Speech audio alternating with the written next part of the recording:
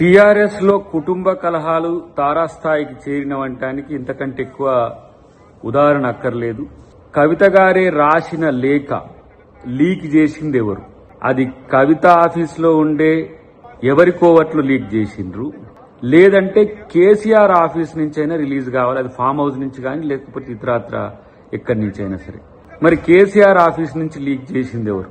కేటీఆర్ వైపు కేసీఆర్ మొగ్గు చూపుతున్నందుకు కేటీఆర్ మనసులే ఆ విధంగా చేసిండ్రా, లేదంటే కేసీఆర్ ఆఫీసులో ఉన్న వాళ్ళతో చేయించిండా, లేదంటే కవిత ఆఫీసులో ఉండే